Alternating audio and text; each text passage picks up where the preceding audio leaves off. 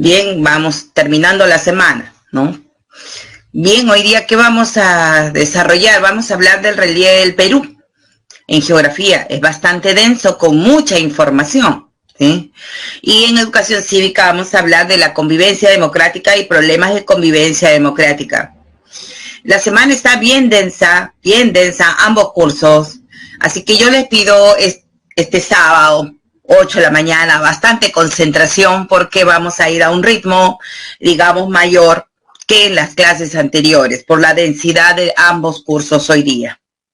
Muy bien, vamos a comenzar entonces la clase hablando del relieve del Perú, las características de cada una de las regiones en cuanto a relieve se refiere. Muy bien, ¿no? La morfología del relieve peruano presenta grandes contrastes, ¿no? Tiene una costa muy angosta pegada al litoral con relieve ondulado. Tiene en el centro como columna vertebral a la cordillera de los Andes y todos los relieves que se han formado tanto por geodinámica interna y externa. Y tenemos la inmensa, ¿no?, región amazónica. Además, ¿no?, tenemos, no se olviden, ¿no?, acá nuestro mar de Grau, ¿sí? Nuestro mar de Grau. En este mar de Grau, ¿sí?, vamos a encontrar también un relieve, ¿sí?, conocido como relieve submarino, entonces que vamos a analizar. Muy bien, vamos a iniciar entonces analizando el relieve submarino. Hablar de relieve submarino es hablar de la parte de la placa continental sudamericana y placa Nazca que se encuentra, ¿sí?, dentro de ¿qué? Dentro de las 200 millas, ¿no? De las 200 millas. Desde el litoral hasta las 200 millas. Todo aquello que esté debajo de nuestro mar de Grau, pues pertenece al Perú, donde ejerce soberanía. En este relieve submarino encontramos una primera parte, aquí, que va aquí hasta acá, ¿sí?, conocido como zócalo continental o plataforma continental, ¿no? En realidad es el primer declive, ¿sí?, del continente que va desde la línea, ¿no?, del litoral hasta una profundidad de 200 metros. En este zócalo continental, ¿sí?, además se sitúa o se localizan, ¿qué cosa? Vamos a añadir aquí porque no aparece. No está. Ahora sí, aquí, ¿ya? Entonces se localizan, ¿qué cosa? Se localizan, como ven en el gráfico, las islas, ¿no? Estas islas no son más que una antigua cordillera, ¿no? Justamente esta parte también es de la antigua cordillera que se hundió. Una de las características importantes de este zócalo es que es muy amplio, ¿no? Por lo que, y poca profundidad, la amplitud y la poca profundidad permiten que pues el mar peruano sea pues una zona de aquí, una zona nerítica, ¿no? Una zona rica pues en biomasa. A partir de los 200 metros hay un declive, ¿no?, muy pronunciado, conocido como talud. El talud va de los 200 aproximadamente hasta los 3.000, ¿no?, metros bajo el nivel del mar.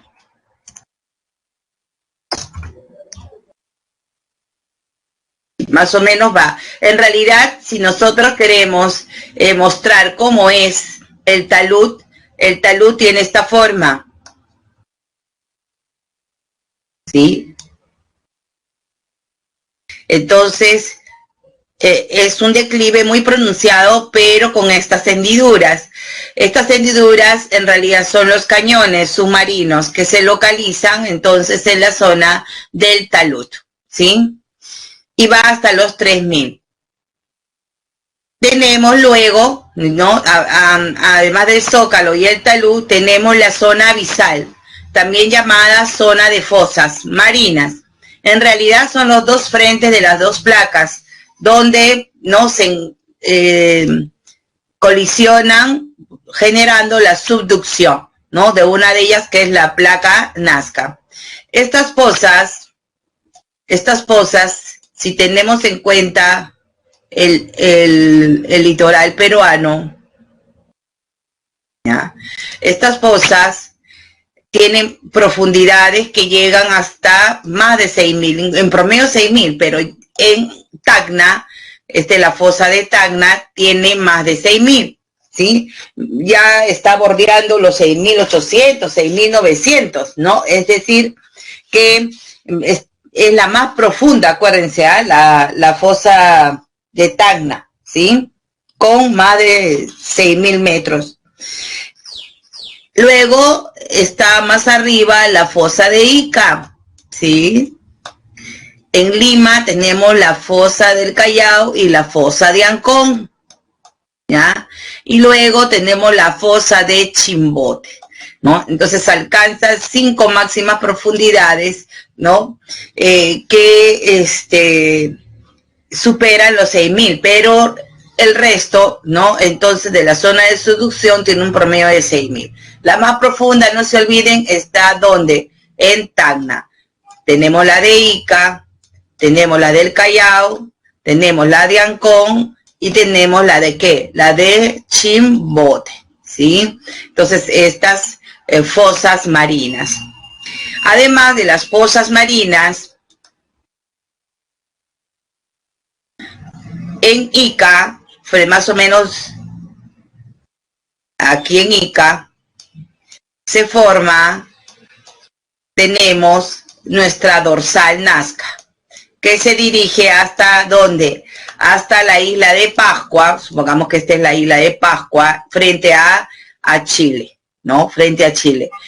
Esta dorsal Nazca, o cordillera submarina de Nazca, tiene una altitud de 2000 metros, o sea, más o menos aquí, y llega hasta los 2000 la dorsal Nazca. Entonces es lo que encontramos en el relieve pues submarino del Perú, ¿ya? Zócalo hasta los 200, talud hasta los 3000, donde se encuentran los cañones, la zona abisal o de fosas, ¿no? Donde se da la subducción, y nuestra dorsal Nazca, que se desplaza de Ica hasta la altura de la isla de Pascua, ¿no? ¿Frente a dónde? Frente a Chile, ¿cierto? Bien, eso es en cuanto entonces al relieve submarino. Sigamos. Ahora analicemos el litoral costero. El litoral peruano es un litoral de 3080 kilómetros, donde vamos a encontrar principalmente entrantes y salientes, ¿no? Yo he bajado del Google Maps todas estas tomas, ¿sí? Y vamos a encontrar las principales entrantes y salientes, es decir, las bahías y penínsulas más importantes del Perú. Penínsulas solo son 3, ¿sí? Esta de aquí, que es la península de Illescas, ¿no? En Piura, esta península, que es la península de Ferrol, y esta península, que es la península de Paracas. La más grande de las 3 es esta, aunque se vea más chiquita por la toma, porque para poder captar las dos bahías, ¿no?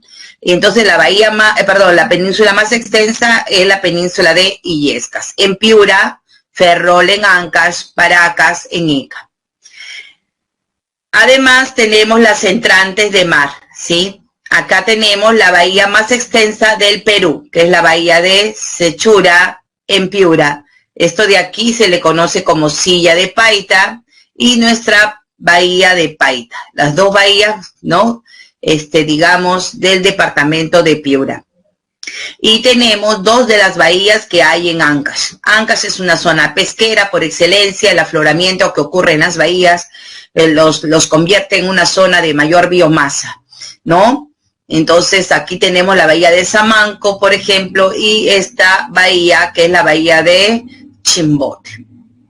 Y tenemos aquí, miren acá, esta parte de acá, esta bahía que está prácticamente encerrada, metida así, es la bahía de Paracas, ¿no? Muy turísticamente conocida. Y tenemos esta de aquí, miren, esta gran bahía, que es la bahía de la Independencia, ¿no? Y aquí claramente también se ven las islas Ballesta, las islas Sangayán y la isla de la Independencia. Estas entrantes y salientes, ¿no? Vamos a encontrar también en otros departamentos, como por ejemplo en Arequipa, ¿no? Donde vamos a encontrar, pues, la bahía, por ejemplo, de Matarani, la bahía de Hilo, por ejemplo. En Lima tenemos la bahía de Miraflores, ¿no? Acá está, miren, la bahía de Miraflores o bahía de la Costa Verde, ¿no? La bahía del Callao y la bahía de Ancón, ¿sí? Acá no tenemos penínsulas, pero ¿qué tenemos? Tenemos puntas, ¿sí? Y, por ejemplo, esta punta que vemos aquí es la Chira. Esta punta es la punta del Callao y esta es la de Ancón, ¿sí? La gran isla San Lorenzo y atrás las islas Perico, ¿no? Y el frontón. Entonces, tenemos estas puntas en el Callao, en Lima, en Ancón, Callao la punta y la Chira en Chorrillos, encerrando las tres bahías importantes de la ciudad de Lima y Callao, ¿no? Lima, Callao, Miraflores, Callao y Ancón, ¿sí? Además de las puntas que hay en Lima, tenemos las puntas Capones. Esta punta es la más boreal del territorio peruano, ¿sí? Y tenemos las puntas piuranas que se encuentran en la península de Illescas, ¿no? Tenemos Punta Pariña, Punta Balcones y Punta Aguja, ¿sí? Punta Aguja, ¿no? Es conocida porque ahí en verano se comienza a desviar la frontera se comienza a desviar la corriente peruana. Y Punta Balcones por ser el punto occidental del Perú. ¿Qué más tenemos? Tenemos esteros, ¿no? Tenemos esteros. Estos esteros se forman ¿en dónde? En la desembocadura de los ríos Tumbes, Chira y Piura, siendo el más importante el del río Tumbes.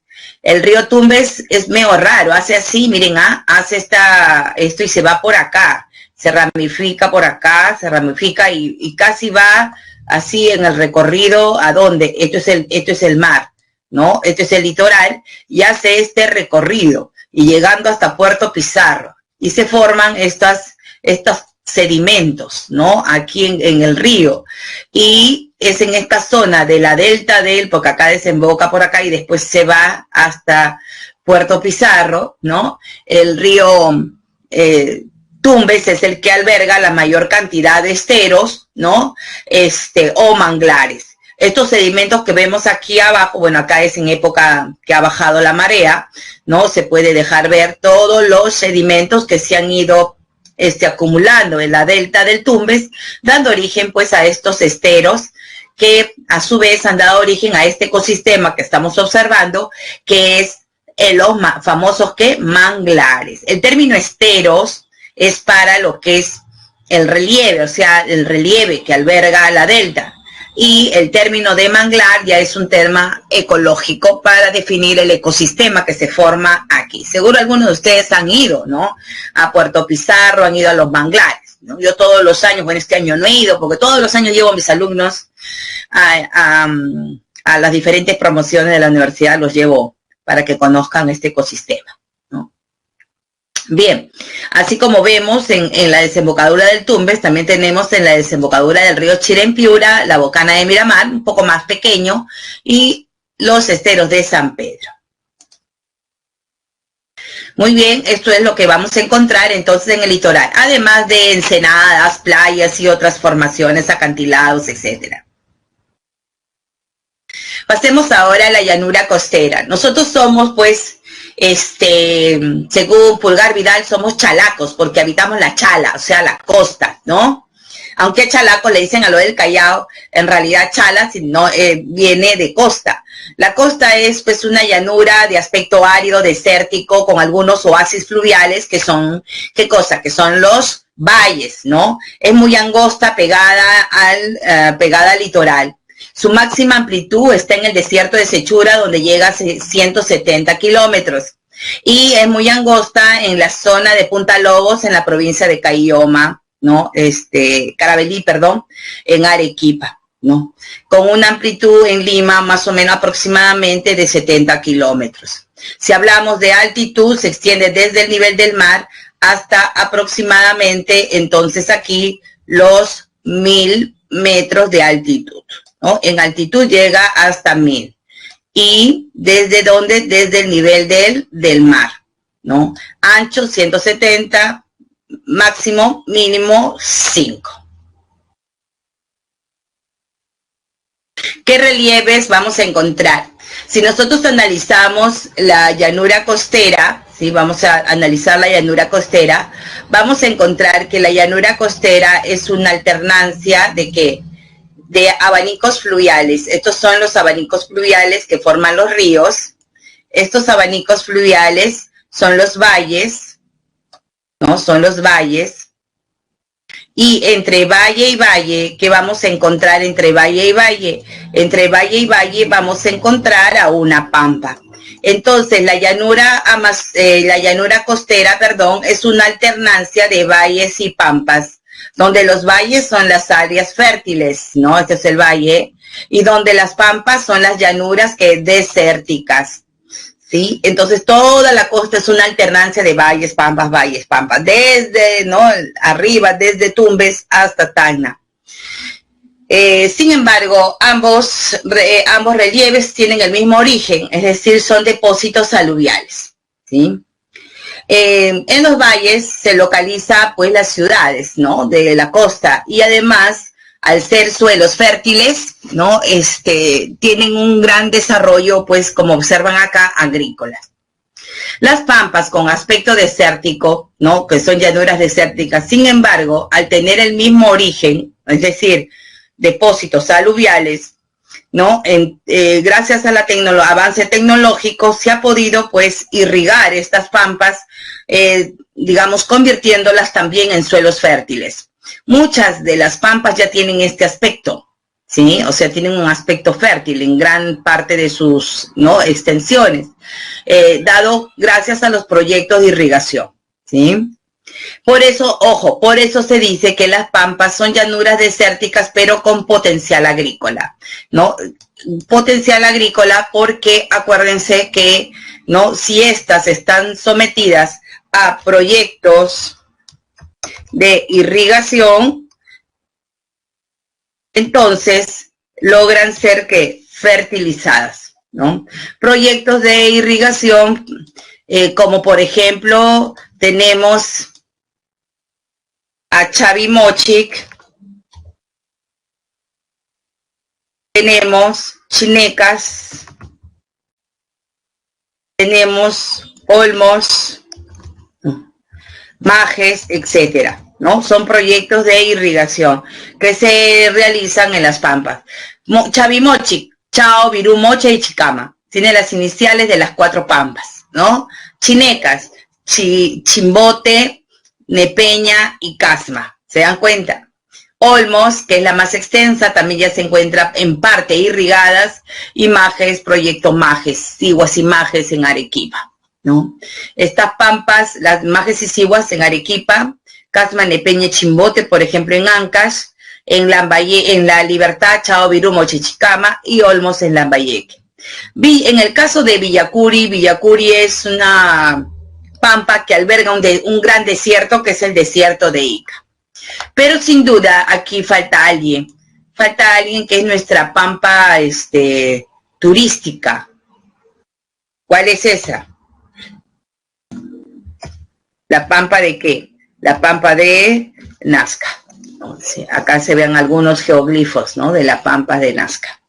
¿Correcto? Muy bien. Seguimos entonces. ¿Alguna pregunta sobre valles y pampas? Algo interesante que me olvidaba. En el norte hay estos valles, como observan, llegan hasta el litoral. Yo los he graficado en el litoral. Pero en algunas partes del Perú, ¿no? Los valles no se encuentran pegados al litoral, sino son valles que se encuentran, correcto, más adentro. Estos valles se le llama valles interiores, ¿no? Uno de los valles interiores más conocidos es el Valle de Piura, ¿sí? En Piura tenemos valles interiores y en Ica también, debido a la presencia de los tablazos. O sea, primero están los tablazos y al fondo, detrás de los tablazos, están, ¿qué? Están los valles, ¿sí? Y eso es por el levantamiento epirogénico. Seguimos. Y hablando de tablazos, justamente, ¿no? Vamos a encontrar en la costa peruana algunos departamentos, no todos, en donde producto de la epirogénesis se ha producido un levantamiento de las antiguas terrazas marinas, dando origen a lo que se conoce como tablazos. Estos tablazos son antiguas cuencas sedimentarias que albergar material sedimentario y también fosilizado de seres vivos, ¿no? Contienen importante reserva de hidrocarburo y fosfatos. Acá vemos, mírenme, un pozo de perforación. Cuando uno va al norte, todo es así en la Panamericana, ¿no? De esos pozos de perforación para extraer petróleo. La mayoría de los tablazos, ¿dónde se encuentran? La mayoría de los tablazos, todos estos de aquí, todos estos de acá y hasta acá, los que están subrayados, la mayoría de los tablazos se encuentran en el departamento entonces de Piura, ¿no? Además de Piura, tenemos el de Zorritos, en Tumbes, que es el más antiguo de los tablazos, corresponde, ¿no? A fines del terciario, su levantamiento, de ahí se produce el levantamiento de los tablazos de Piura, y luego ya en el levantamiento epirogénico en la costa central, con el tablazo de Lurín, y el más joven, el de Ica, ¿sí? Además, así como hay zonas que están en levantamiento, hay zonas que hundidas en la costa peruana, que son entonces declives que se encuentran bajo el nivel del mar. Se encuentran en la costa, pero bajo el nivel del mar. Sí, en estas depresiones se forman lagunas, ¿sí? Algunas lagunas de origen salado, otras de origen salobre y hasta dulces. Destacan pues las salinas, las llamadas salinas, ¿no? Como la de Bayóvar, que es la más profunda en Piura, el Cerro, correcto, en la zona de Lambayeque, y en Huacho, en Lima. También tenemos las salinas de Otuma, ¿no? Las salinas de Otuma en Ica, ¿sí? Estas depresiones, ¿no? El cerro está en Piura, perdón, y la salina de Huacho, Cañamá, es la que está en Lambayeque, y les decía salinas en Huacho y las de Otuma en Ica. Pero además de las llamadas salinas, como las salinas de Chilca, no sé si ustedes han ido aquí en el distrito de Chilca, al sur de Lima, pasando Pucusana, ¿no? Hay unas salinas ahí donde la gente va y se echa el barro ahí en el cuerpo, ¿sí? Además de estas salinas, tenemos también algunas de origen salobre, ¿no? Entonces, entre las salobres, acá las voy a colocar, ¿no? Están, por ejemplo, las albúferas, acá. Las albúferas de Medio Mundo, ¿sí? Tenemos pantanos de Villa,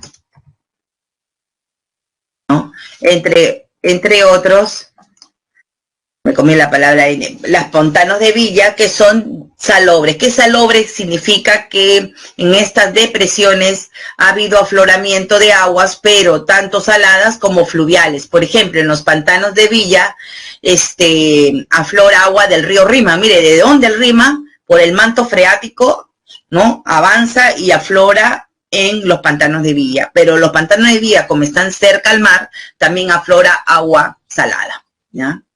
Y tenemos, por ejemplo, de agua dulce, como la laguna de la Huacachina en medio del desierto de Ica. ¿Qué más tenemos? Tenemos dunas, ¿no? Que son montículos inestables de arena. Destacan la de tipo Barján, por ejemplo, como acá, que son tipo Barján media luna. En el desierto de Ica y en el desierto de Sechura, pues tenemos estas impresionantes dunas que llegan a más de 20 metros de altura.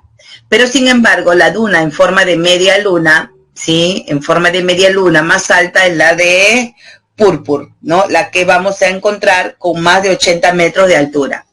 Pero las dunas más altas no son las de tipo Barján, que solamente tienen en promedio 20 metros, sino las dunas llamadas cerros, ¿no? Dunas en forma de cerros. La más grande es Duna Grande, ¿no? La más alta del Perú es Duna Grande, ¿ya? Que no tiene forma de, no tiene forma de luna, sino tiene forma de cerro, ¿no? Duna Grande, también conocida como Cerro Marcha, considerada como dice, segunda duna más alta, algunos dicen ¿cómo se llama?, del mundo, con 924 metros, imagínense, de altura, ¿sí? De altura nada más, comparado con estos 20 metros, ¿no? Me acuerdo mucho cuando hubo el Dakar, y hubo, antes de que comenzara la carrera, hubo también un evento de un reto de quién llegaba a la cima de Duna Grande. Se demoraron 4 días para llegar a la cima de Duna Grande. Miren la altitud que tenía, ¿no? Bien. ¿Qué más tenemos en la costa peruana? En la costa peruana tenemos también estribaciones andinas. Yo les decía que la costa peruana es una alternancia de, entonces, de valles y pampas, y que los valles estaban encerrados en forma de triángulos, ¿no? O abanico fluvial. Pues bien, ¿quién encierra al valle? Si este es el río, sí. Y este es el valle del río Rímac, con zonas muy fértiles, acá, con sus suelos fértiles, ya está. Entonces, estas de acá, ¿qué son? Son las estribaciones, ¿ya? Son las estribaciones que encierran los abanicos fluviales. Estas estribaciones tienen varios ramales y algunas se orientan así en el mar, ¿sí? Porque son así. Y aquí tenemos, sobre todo cuando tú vas a la Panamericana Norte, sales de Ancón, vas a encontrar a lo largo estas estribaciones. Las que están más cerca al mar, sí, en las que están más cerca al mar se forma esto de aquí, miren acá, ¿no? Todo verde, hermoso, ahorita estamos en época de lomas, ¿no? Entonces en esta zona se forman lo que se conoce como lomas, ¿no? Entonces aquí tenemos todo lo que es lomas. A lo largo de la carretera vamos a encontrar las lomas de Ancón, ay caracho, las lomas de Ancón, muy hermosas, ¿sí? Las más extensas de estas lomas, que se forman sobre todo en invierno, se reverdece, están las de Atiquipa, están en Arequipa, y entre las más conocidas en Lima está la Chay, que es una zona reservada en Huacho. Pero dentro de la ciudad de Lima, en Villa María del Triunfo, ¿no? En Villa María del Triunfo tenemos esta de aquí, que es Lomas Paraíso, que es la que, no, esta es la Chay. Y el Lúcuma en el distrito de Pachacama, me está fallando el mouse. En el distrito de Pachacama, ¿sí? Además hay otras en las cuales no crece vegetación. Y hoy han sido invadidos, bueno, las lomas también han sido invadidas por mucha gente, ¿no? Y comúnmente se le llama cerros, ¿no? Entonces sin vegetación. A los que no tienen vegetación de lomas se le llama cerros, como el Morro Solar, ¿sí? Y tenemos Cerro San Cristóbal, por ejemplo, en el Rima, ¿sí? Tenemos, pues, los cerros Bravo de la Victoria, donde solamente Forsyth sube, el Pino, Cerro El Pino, Cerro San Cosme, ¿no? Tenemos Cerro Lúcuma, cerro entre La Molina y Surco, ¿sí? En San Juan del Lurigancho, en Comas, Caraballo, también tenemos pues muchos cerros, ¿sí? Que no son más que, repito, estas divisorias de aguas o estribaciones que encierran a los abanicos que fluviales, a los valles. ¿Qué más tenemos? ¿Se acuerdan que yo les dije que las islas eran una antigua cordillera que se hundió? Pues bien, esta es la cordillera de la costa. Es un conjunto de cadenas de montañas, ¿no? Que se hundió producto de el levantamiento de orogénico de la cordillera de los Andes. Esta antigua cordillera, ¿no? De esta antigua cordillera solo tenemos algunas zonas importantes, ¿sí? Tenemos en los departamentos de Piura y Tumbes, que estamos viendo acá, con este árbol de algarrobo hermoso, que se le conoce como Cerros de Amotape, ¿no? Que alberga, pues, al bosque seco ecuatorial. Hoy es un parque nacional, ¿no? Estos cerros de Amotape lo encontramos entonces en Tumbes y Piura. Parte de esta cordillera es la Silla de Paita. Esta es la bahía de Paita, la Silla de Paita, la bahía de Sechura. Y tenemos aquí en la península de Illesca el macizo de Illescas, un macizo o nudo de montañas, ¿no? Entonces acá está, macizo de Illescas, Silla de Paita y Cerros de Amotape. Son las tres zonas donde todavía quedan, ¿no? Entonces algunas presencia de la cordillera costera. ¿Y dónde tiene mayor presencia? Sin embargo, tiene mayor presencia en todo el sur, ¿no? Desde la península de Paraca en el departamento de Pisco, en la provincia de Pisco, hasta la frontera con Chile en el departamento de Tacna, provincia de Tacna, ¿sí? Entonces, esta es la famosa antigua entonces cordillera de la costa, que repito que gran parte de ella se hundió cuando se produjo la orogenia andina, o sea, el levantamiento de la cordillera de los Andes. ¿Alguna pregunta sobre la costa? ¿Hemos terminado costa? Chicos, hemos terminado costa. ¿Alguna pregunta?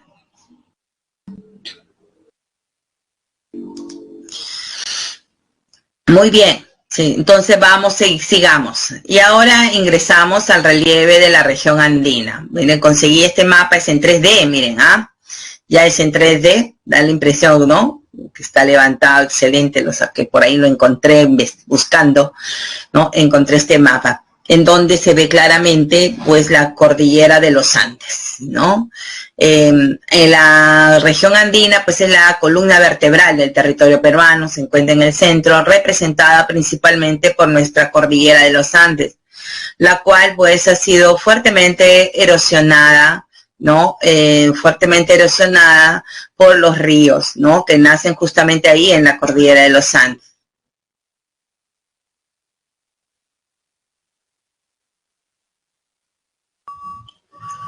Los cerros también son parte, por ejemplo, Cerro El Pino, Cerro San Come, Cerro San Cristóbal, son parte de las estribaciones andinas también, ¿no? Que en realidad son las porciones, le llaman, algunos dicen que son las porciones iniciales de los Andes y otros dicen las porciones finales de los Andes. Son como ramales, ¿no? Son como ramales de la cordillera de los Andes con dirección hacia el Océano Pacífico. Estas estribaciones, ¿no? Algunas se le llaman cerros, que no tienen vegetación, como Cerro San Cristóbal, y otras se le conoce con el nombre de lomas, porque se forma ese ecosistema, ¿ya? Se forma ese ecosistema de lomas en esas laderas, ¿no? Orientadas hacia el mar, ¿sí? Lomas de Ancón, Lomas Paraíso, Loma Lachay, Atiquipa. Estas lomas las encontramos desde Lambayeque hasta Tacna, todo lo que son lomas. Muy bien, ahora sí. Entonces hablaba de la cordillera de los Andes, ¿no? Que es la columna vertebral, ¿no? Y que en ella los ríos principalmente y otros agentes exógenos la han ido modelando. Por lo que vamos a encontrar una gran variedad de relieves como montañas, picos, nevados, volcanes, lagunas, mesetas, nudos, valles interandinos, quebradas, cañones, abras, pues, etcétera, ¿no? Bien, vamos a esquematizar aquí mismo, ¿no? ¿Qué forma tiene la cordillera de los Andes? La cordillera de los Andes, no, muy clarito, ¿no? No se va a notar, vamos a borrar. Vamos a usar el negro primero. La cordillera de los Andes en el Perú tiene un primer, entonces, ramal, se bifurca en dos y se llega hasta el nudo de Pasco. De ahí se continúa hasta el nudo de Vilcanota, más o menos hasta acá. Luego se dirige hacia Chile, ¿correcto? Y este es el nudo de Pasco y este es el nudo de Vilcanota. Esta cordillera que está con negro es la cordillera occidental, ¿sí? Luego tenemos, a ver, con rojo, la cordillera oriental, que llega hasta el nudo de Pasco. Cuando llega al nudo de Pasco, se bifurca en dos, o sea, igual que como acá, cordillera en dos. Y luego una sola que se dirige hacia Puno. Esta cordillera que está con rojo es la cordillera oriental, toda. Y porque algunos dicen cadena, eso está mal, de las patas, ¿ya? Y esta de aquí, que vemos aquí estos cerros con todos sus estos, esta con verde, es la cordillera subandina, ¿no? Entonces, el primer levantamiento es el que se produjo, fue la parte negra, que es la cordillera occidental, ¿no? Luego tenemos la cordillera oriental y la cordillera subandina, ¿sí? Así es como más o menos es el esquema que tiene nuestra cordillera, ¿ya? Lo voy a dejar así, para que entienda, porque justamente vamos a hablar de eso, ¿ya? Una de las características principales de la región andina son sus cordilleras. En la zona, en la cadena occidental que acabamos de ver, en la zona norte, tenemos entonces una primera cordillera, ¿sí? Que se bifurca en dos y luego se dirige hacia el nudo de Pasco, dije, ¿sí? Que es esta de aquí. Las cordilleras más importantes, no vamos a mencionar todas las cordilleras, pero las cordilleras más importantes son la cordillera blanca, esta de aquí, la cordillera negra, la de abajo, y la cordillera de Waiwash, correcto, que es esta de acá. Entonces son las tres más importantes, ¿no? La cordillera blanca se caracteriza por ser la más alta, ¿no? Del Perú, donde se localiza el Huascarán con 6.746 metros. Este es el Huascarán, ¿no? De la imagen del Nevado de Huascarán. Y la segunda más alta es la de Waiwash, que se encuentra entre Ancash, Lima y Huánuco, ¿no? Que con su punto más alto, que es el Nevado de Yerupajá, que es el segundo pico más alto del Perú, con 6.634. La cordillera negra más baja, ¿no? Paralela a la blanca, ¿sí? En donde se localiza el Cañón del Pato. Aquí, entre la cordillera blanca y la cordillera negra, el río Santa erosiona la cordillera negra para formar aquí un cañón que es el Cañón del Pato, ¿no? Y forma un valle longitudinal entre estas dos cordilleras que es famoso, ¿no? ¿Alguien sabe cómo se llama este valle que está entre la cordillera blanca y cordillera negra? ¿Alguien sabe? Está la ciudad de Huaraz, en Ancash.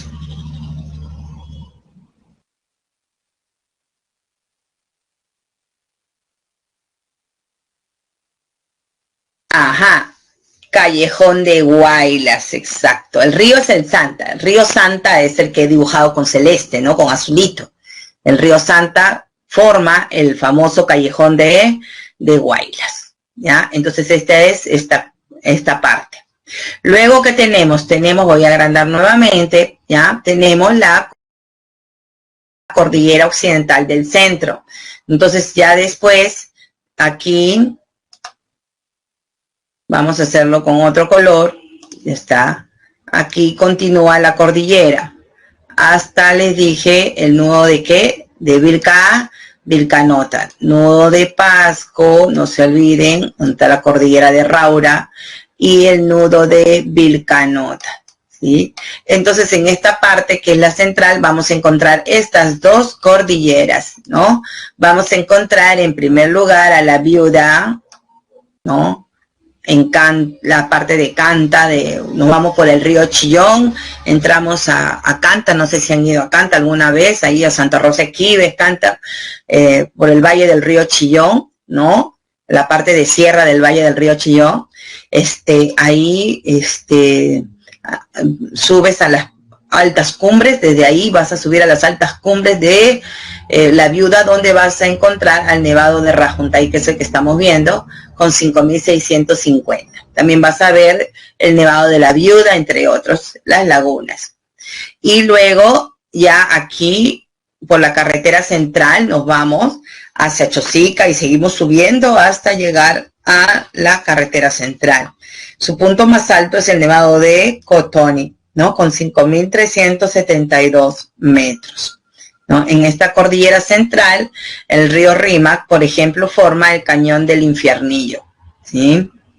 Bien, y acuérdense que además, ¿no? Luego ya viene otro ramal, les dije, ¿no? Otro ramal hacia ¿no? Hacia el sur. Esta es la cordillera de conos volcánicos, ¿sí? Que la vamos a ver a continuación. Muy bien, esta cordillera de conos volcánicos recibe varios nombres, ¿ah? Ampato, por ejemplo, por acá, Ampato, Chila, recibe el nombre de Chila, ¿sí? Recibe el nombre de Barroso, volcánica, pero en realidad es una sola cordillera conocida originaria, ¿no? Como cadena de conos volcánicos. Alberga más de 400 volcanes, en los cuales pues tenemos volcanes activos. Todos los que están con triángulos son 1, 2, 3, 6, 9, 10 volcanes activos. El Casiri, el Purupurini, el Yucamani, el Tutupaca, Tixani, Huanaputina, Ubinas, que está aquí, que es el más activo en los últimos años. El Misti también, que siempre está botando fumarola. El Sabancaya, que es el segundo más activo del Perú, ¿no? Después del Ubinas, ¿no? El Coropuna, entre otros volcanes, ¿sí? Entonces esta es la cordillera de conos volcánicas. Es una cordillera que corresponde al cuaternario. En cambio, las que hemos visto arriba son cordilleras que corresponden al terciario, ¿ya?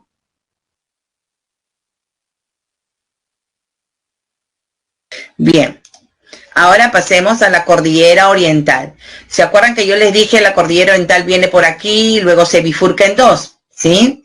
Y luego sigue hacia Puno. Pues bien, vamos a analizar una parte de ella. Una parte de esta cordillera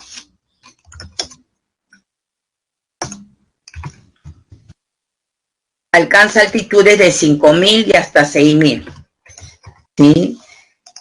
¿Dónde? En la parte central y sur. Entonces, desde el nudo de Pasco y hasta el nudo de Vilcanota, ¿ya? Nudo de Pasco, vamos a ponerlo así, y nudo de Vilcanota, abajo, les dije que se bifurca en dos, ¿correcto? Y luego continúa hacia Puno. Pues bien, estas cordilleras son las más altas, estas dos son las más altas de la cordillera oriental. Una es la cordillera de Vilcabamba y la otra es la cordillera de Vilcanota. Vilcabamba aquí, para este lado, y Vilcanota para este lado, ¿sí? Esta cordillera de Vilcanota alberga el pico más alto de la cordillera oriental, que es el Ausangate, ¿no? El Ausangate, que estamos viendo aquí, ¿no? Hermoso, con 6.372 metros, ¿no? Desde el Cusco, hace ya varios años, más o menos hace unos 10 años, fui con mis alumnos a la ruta del Ausangate, ¿no? Me atreví a llegar porque el soroche, te falta el oxígeno, ¿no? Entonces agarramos un tour hacia el Ausangate.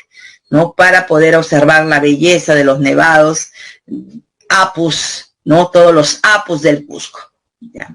Y la otra ruta que te lleva también hermoso, miren, acá están los turistas, es una vista hermosa del Salcantay, ¿no? En la cordillera de Vilcabamba, ¿sí? Es en la cordillera de Vilcabamba, antes que me olvide, ¿ya? Antes que me olvide, en esta parte de aquí, que ya es selva, ¿sí? Está fallando mi mouse, carajo. Está Machu Picchu, ¿sí? Entonces, parte, porque esta parte de aquí, de estas cordilleras, es selva. Aquí solo alcanza 3.000, 3.500 metros de altitud. Y la parte ya sur es sierra. O sea, una parte es ceja de selva, increíble, ¿no? Y la otra parte ya alcanza altitudes mayores, ¿no? Que es sierra. Bien, y luego ya tenemos esta de aquí, ¿no? Esta de acá. Miren, acá está el lago, miren, parte del lago Titicaca se ve en la foto satelital, y aquí vemos, ¿no? Estas partes, las partes más altas de esta cordillera, que es la cordillera, ¿cómo se llama esta cordillera? Cordillera de Carabaya, ¿sí? Cordillera de Carabaya, esta es, que se encuentra en el departamento de Puno. Allí vamos a encontrar estos nevados también hermosos, como el nevado de Ayincapa.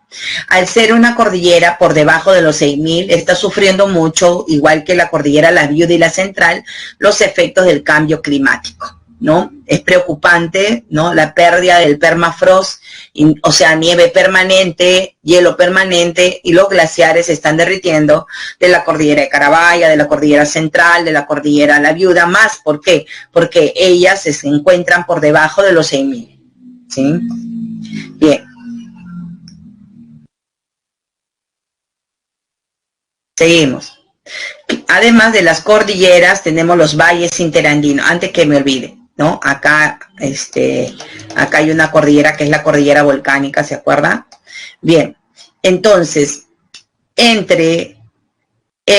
ojo, entre cordillera y cordillera y sus ramales, vamos a encontrar longitudinalmente depresiones, ¿no? Depresiones. Estas depresiones longitudinales son los valles, ¿sí? Los valles de la región andina se caracterizan por ser valles, como observan, longitudinales, ¿no? Ubicados entre las cordilleras. Y aquí qué hermoso, miren, si se dan cuenta, acá hay un ramal y acá hay otro ramal, y aquí se dan cuenta todo lo que es, cómo es longitudinal el valle, ¿no? Este valle que vemos aquí es el Valle del Colca. Este valle se caracteriza por tener muchas terrazas, ¿no? Donde se ha construido pues andenes, ¿no? Y todo pues es producción agrícola. En los valles interandinos hay una agricultura, ¿no? La sierra por excelencia es una región agrícola.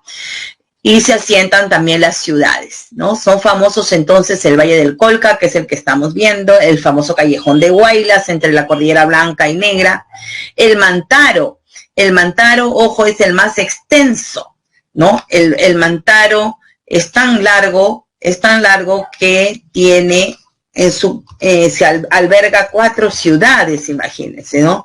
Huancayo, Jauja, Concepción y Chupaca, ¿no? 2 departamentos, Huancavelica, Junín, y 4 ciudades, ¿no? Luego está el Valle Sagrado de los Incas, que es el Urubamba, ¿no?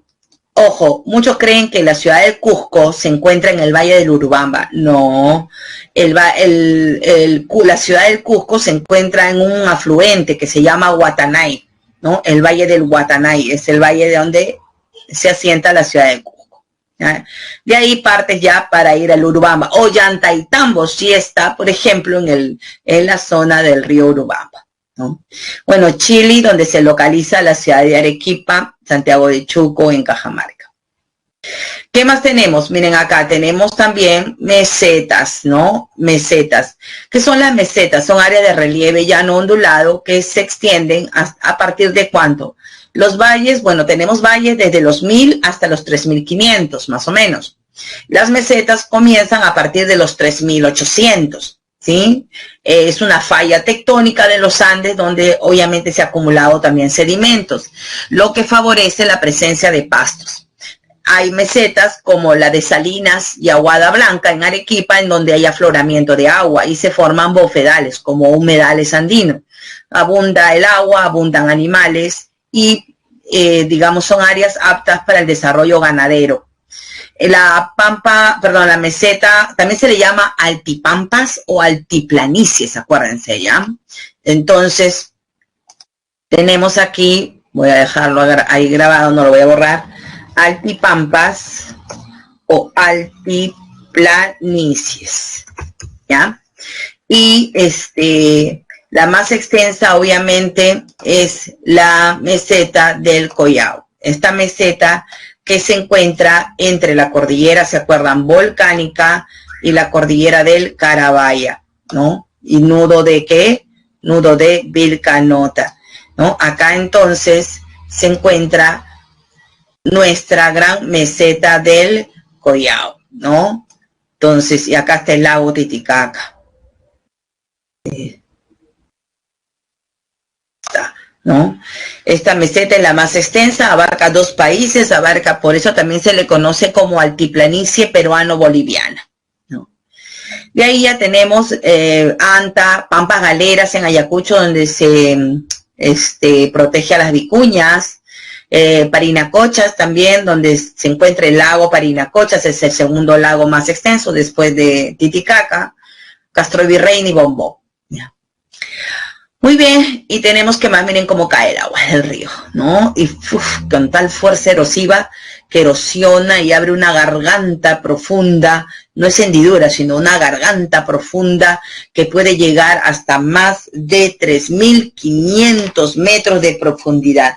Ese es, ¿quién es? Es el cañón de Cotahuasi, ¿no? Los cañones fluviales, entonces son gargantas profundas que se forman cuando los ríos erosionan fuertemente, entonces, repito, las cordilleras. El cañón más profundo del Perú es de Cotahuasi, que llega a 3.518 metros de profundidad. Imagínense, en un sector conocido como Ninancocha, que lo forma el río Cotahuasi, también llamado río Coña. El otro más profundo, también con más de 3.000 metros de profundidad, es el Colca. Ambos se encuentran ¿en dónde? En Arequipa, ¿no? Luego tenemos el cañón del Pato, que lo forma el río Santa en Ancash. Hemos visto que erosiona la Cordillera Negra. Y tenemos el cañón del Infiernillo, que lo forma el río Rímac, ¿no? Aquí erosionando la Cordillera Central, ¿no? Cotahuasi y Colca se localizan en la Cordillera de Chila, en Arequipa. Muy bien. Y por último vamos a encontrar quebradas, pasos o abras. ¿Qué son las quebradas? Son pequeñas hendiduras alargadas y estrechas en las montañas, ¿sí? Como vemos, acá hay una montaña y acá hay una pequeña hendidura. Por acá discurre agua de origen pluvial o de origen de los glaciares, que es de los deshielos de los glaciares. Así pues tenemos 2 tipos de quebradas, las altas, donde el deshielo de los glaciares dan origen a los ríos, ¿no? O sea, una primera fuente de agua. Las 2 quebradas altas más famosas son la quebrada de Apacheta, donde nace el río Amazonas, en la cordillera de Chila, y la de Cargua Santa, donde nace el río Apurímac, ¿sí? Antiguamente se creía que era la naciente del Amazonas, pero es la del Apurímac. Y Apacheta sí es la naciente del Amazonas. Pero también tenemos quebradas bajas, que es esta de aquí, ¿no? Esta quebrada baja, también llamada quebradas secas, ¿no? Son aquellas que se alimentan de agua pluvial, ¿no? De las lluvias. Entre las más famosas en Lima está en Huachipa la de Huaycolor. Si ustedes alguna vez van a, bueno, ahorita no se puede entrar, pero al cementerio de Campofé, que está en Huachipa, ¿no? Entonces allí, justamente para entrar al cementerio, y seguro algunos de ustedes han ido y ni siquiera se han dado cuenta, hay una hendidura como un puentecito y esa es la quebrada de Huaycolor, la cual es inofensiva en invierno pero en temporada de lluvia puede causar pues desbordes, ¿no? Y traer huaico, lodo. ¿Se acuerdan en la última, el niño costero aquí en Lima, ¿no? Cómo la quebrada de Huaycoloro se activó. Y la otra es la quebrada de Chucumayo, que es la que estamos viendo aquí, ¿no? Esta quebrada, es muy hermosa, ¿no? Es muy hermosa, siempre trae agua. A diferencia de Huaycoloro, siempre tiene más agua, ¿no? Se alimenta de deshielos y de agua pluvial, las dos cosas, ¿no? Y tiene una catarata, es una cascada en realidad porque es más pequeña, ¿no? Que es Antancayo, ¿sí? Ahí también he ido con mis alumnos, los he hecho caminar porque la subida para llegar hasta la catarata es bravísima. Y luego hay un puente colgante, ¿ya? Donde, abajo está la quebrada y es una vista hermosa de la quebrada, ¿no? Para cruzar el puente colgante para poder llegar a la catarata. Bien. Y luego tenemos los pasos o abras, ¿no? Los pasos o abras son aquellas partes bajas de las cordilleras donde se han construido carreteras, donde se han construido vías férreas, ¿no? Aprovechando para poder pasar de una región a otra, ¿sí? En la cordillera occidental tenemos tres, ¿no? La más alta es la de Anticona, donde está la carretera, y Ticlio, por donde pasa el ferrocarril, ¿no? Y une Lima a Loroya. Y tenemos Porcuya, que es una de la más baja de la cordillera occidental, con 2138. La más alta, sin embargo, la más alta no está en la cordillera occidental. Esta está en la cordillera oriental, ¿sí? Esta es la cordillera occidental, y esta es la cordillera oriental, ¿ya? ¿Dónde está? En el Abra, que está al pie del Nevado de Chimboya, a 5150, que une Cusco-Puno. Ahí nomás está también, en esa misma área, está la Raya, ¿no? Es otra Abra que también une Cusco, ¿no? Puno. Muy bien. Hemos terminado la región andina. ¿Alguna pregunta? Miren, es tan extenso que he tenido que partir los PPT para que puedan cargar. ¿Sí? ¿Sí? ¿Alguna pregunta más?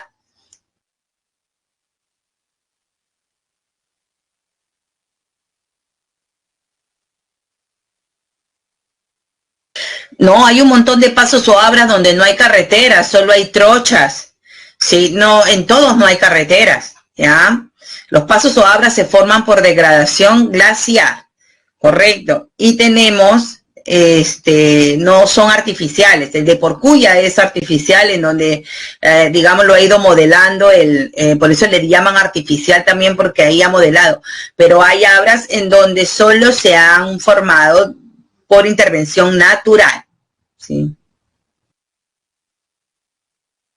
Tenemos el Pastoruri, pero ya el Pastoruri era considerado pues como uno de los más hermosos, ¿no? Cuando uno iba a altura, iba a Yungay, y era el que más se visitaba por ser el más bajo, ¿no? El Alpamayo es otro, pero todos son hermosos, no hay que, eso es muy subjetivo, eso de el más hermoso, el menos hermoso.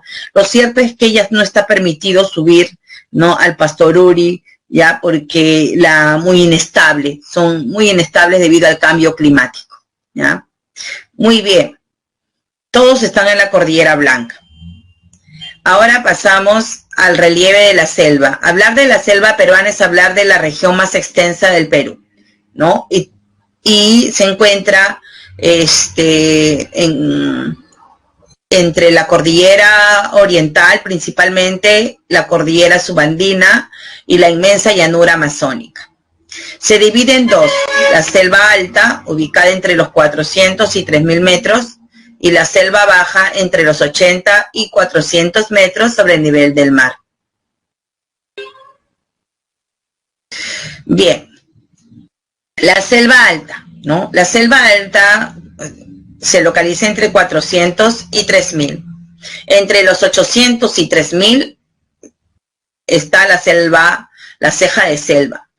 ¿A qué le llamamos ceja de selva? Le llamamos a la región montañosa de la selva alta, ¿sí? Entonces es la región montañosa de la Selva Alta, cubierta de vegetación, donde vamos a encontrar cuevas, cataratas, donde vamos a encontrar quebradas, vamos a encontrar pongos, ¿no? Vamos a encontrar pongos, valles muy estrechos, ¿no? Pero con densa vegetación. También vamos a encontrar algunas lagunas arriba, ¿no? Que se forman producto de la caída de las aguas, de los velos de novia, ¿no? Ubicados, repito, en la región montañosa. Y tenemos otra que está entre 400 y 800, donde el valle ya se amplía y se asientan las ciudades, ¿sí? Veamos. Ahora sí, vamos a abrir, ¿no? La selva alta, si hablamos de ceja de selva, les decía que está representada por la región montañosa, principalmente las cordilleras con sus pongos. Entre las cordilleras más importantes que albergan ceja de selva, tenemos a la cordillera oriental.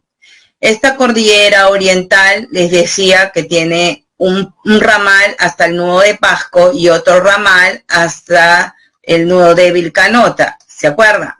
Y les decía que parte de esta cordillera es ceja de selva, ¿no es cierto? Ahí.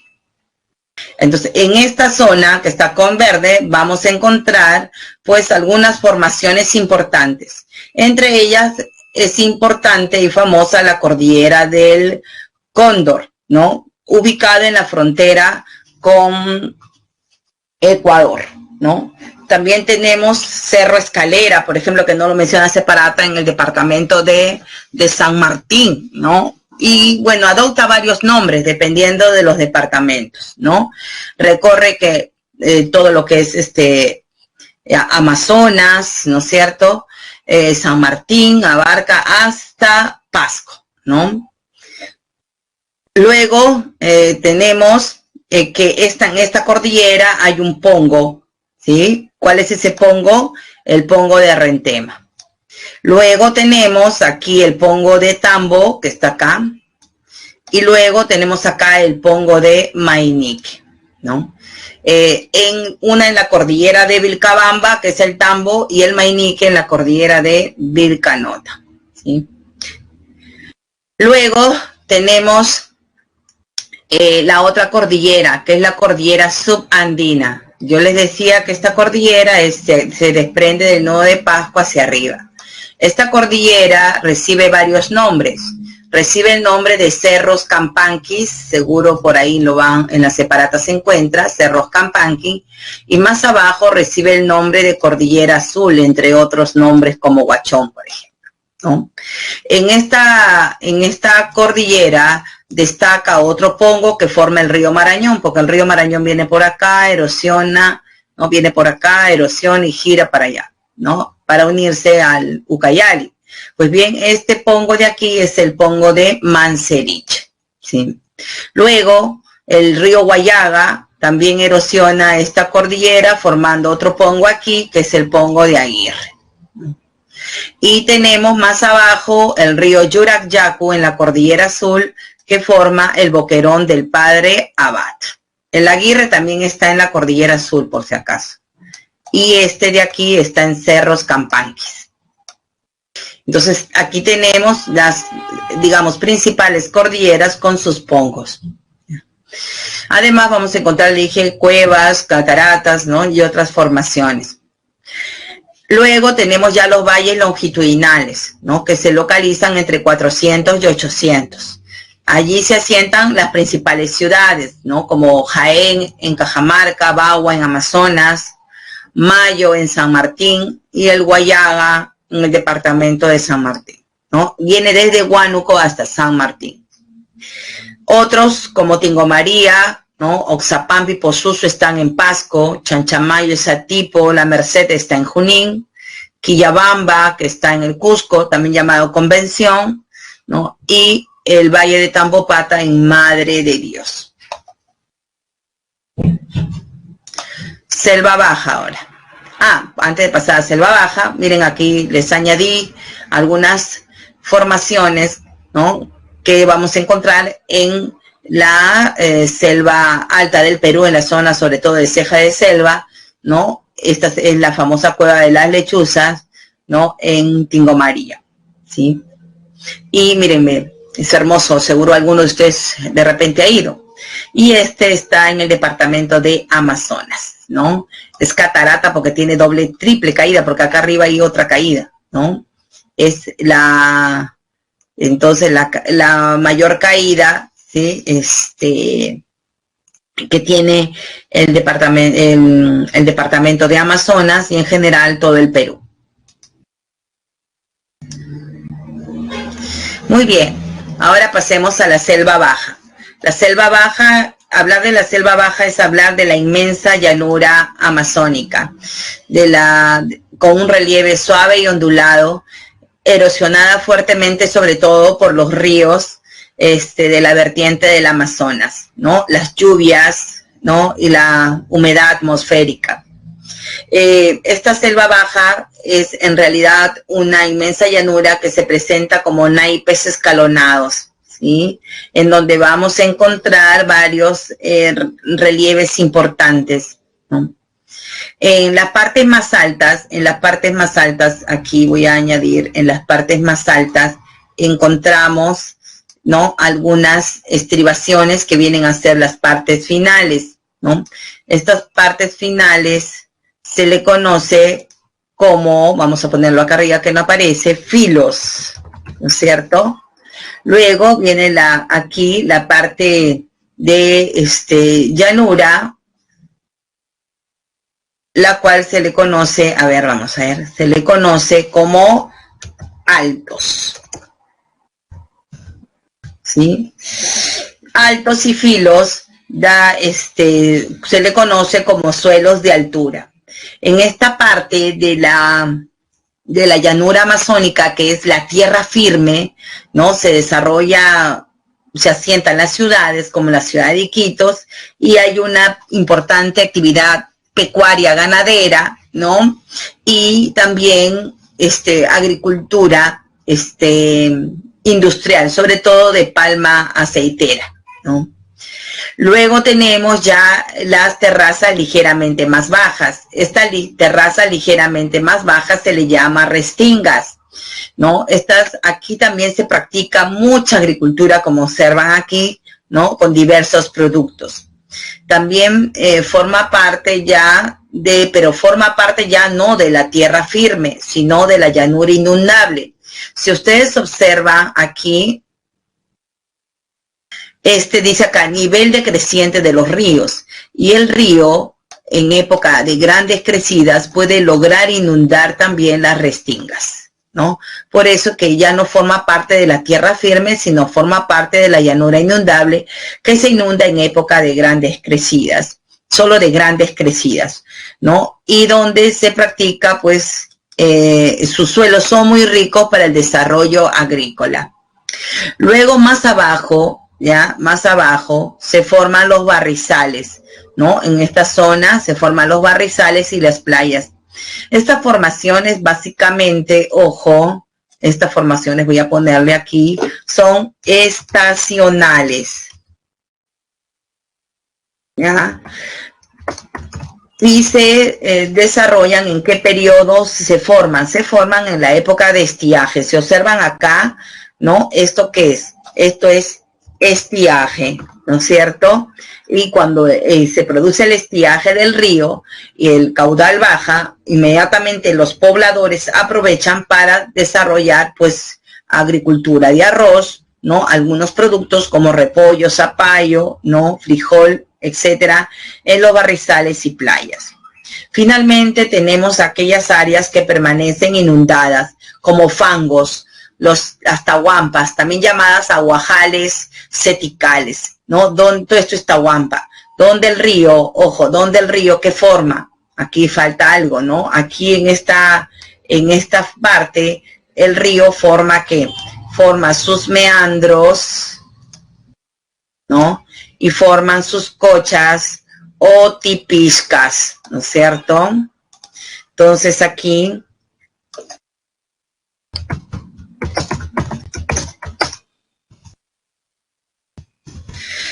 forman sus meandros, que son estos de acá. Estos son los meandros.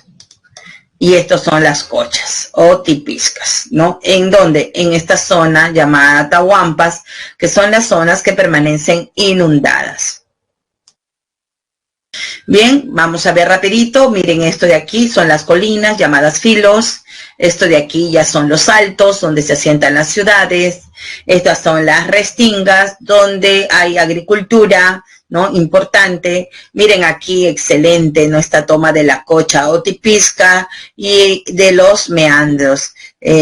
Como no veo depósitos, no veo barrizales ni playas, me imagino que es época de crecida, ¿no?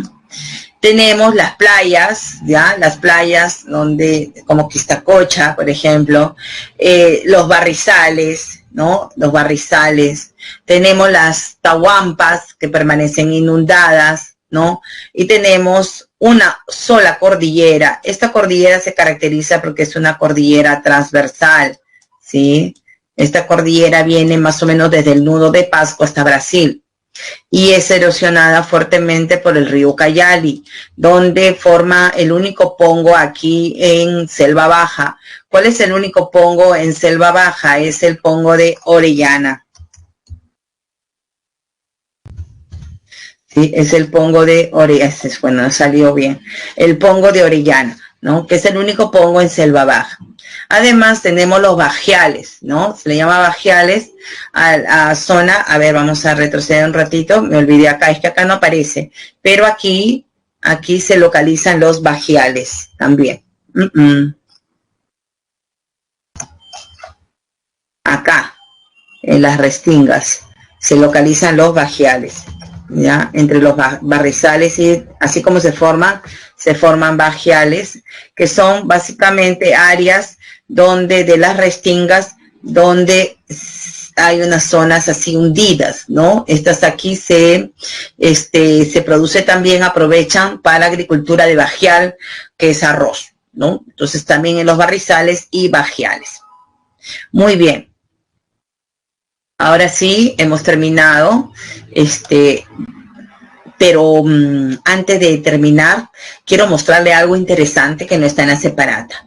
Son dos formaciones que hay en la selva amazónica, en la llanura, y que no están en la separata.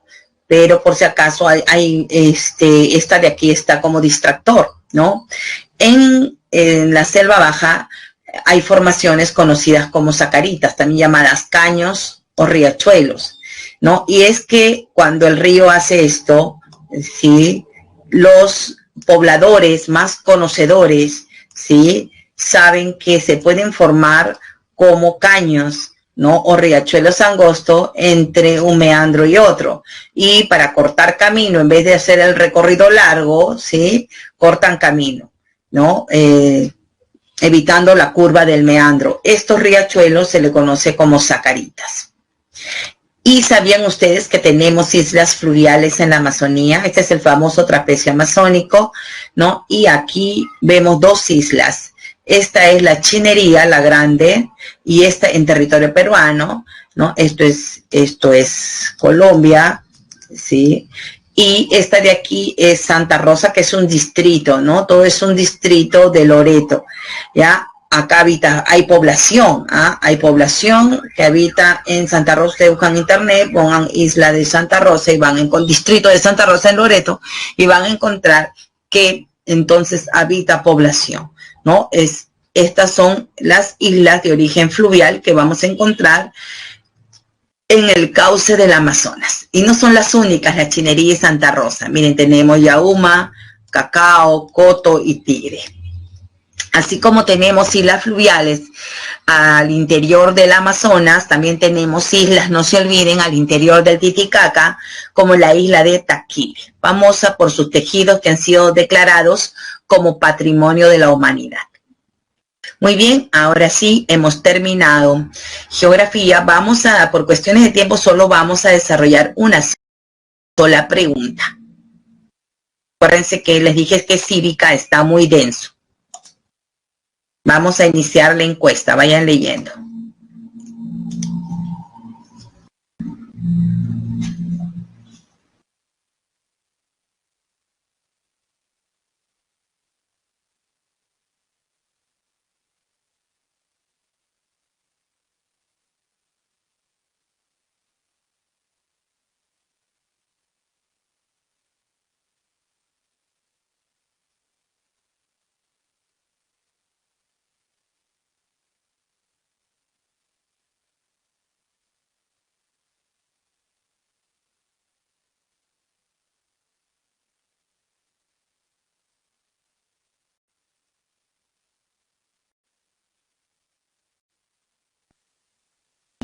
Huascarán y el Yorupajanómar, que hay que estar más atento, porque yo lo he dibujado varias veces, ¿no? En las cordilleras, y es desde desde el nudo de Vilcanota, ¿sí? Todos los valles se desplazan transversalmente. Ya, a ver quiénes marcaron la B, me pusieron verdadero. También lo he dibujado. ¿De qué forma lo dibujé, chicos? Los valles. Los he dibujado de norte a sur, ¿no? Y de norte a sur, ¿qué es? Longitudinal, exacto, ¿no? Longitudinal. Bien, en el sector noroccidental se localizan las dos montañas de mayor elevación. Aquí sí, entonces verdadero, ¿no? A ver, los que me marcaron A y B, miren, me han puesto falso. O sea, seguro llegaron tarde a la clase, ¿no? Porque lo he dibujado también varias veces. Allí se encuentra, pues, la Cordillera Blanca y la Cordillera de Huayhuash, ¿no? Con los nevados más altos del Perú, el Huascarán y el Yorupajanómar. Bien. Y las sabras son geoformas que permiten el desplazamiento de las personas, exacto, ¿no? Ya que allí, miren, pues se construye, ya lo he dibujado un montón de veces en la clase pasada, las carreteras, ¿no? Entonces son las sabras. Muy bien. Bien, entonces la respuesta era la C, ¿ya? Bien, hay que seguir repasando, ahí solo hay que estar más atento y hay que seguir repasando. Puede entender porque esta clase es, con mucha información, ¿no es cierto? Con mucha información, y si es la primera vez que hacen un repaso de todo el Perú, puede entender por qué se han equivocado, ¿ya? Bien, las claves para pasar rápidamente a educación cívica, 1D, 2A, 3C, 4C. Hay que levantarse temprano para que no se pierdan las clases, ¿ya? Son 4 preguntas que vienen de geografía y que les pueden hacer ingresar, o también puede ser, pues, su cruz, ¿no? Por no contestar, ¿ya? He visto un montón de chicos golpearse la cabeza contra la pared porque les faltó un punto por una pregunta, por media pregunta, por puntos en contra, ¿correcto?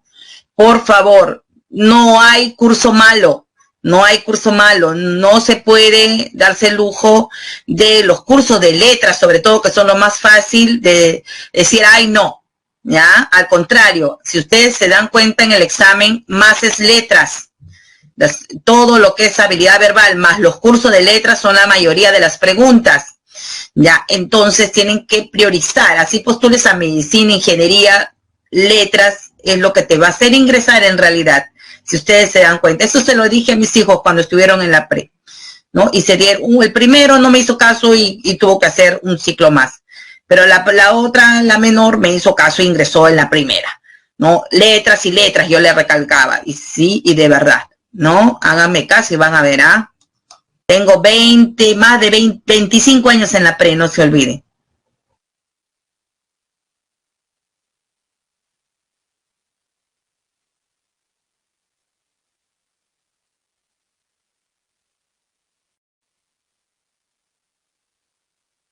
A ver, ¿qué pasó, Jim? Ya lo saqué, ¿no? En la 4.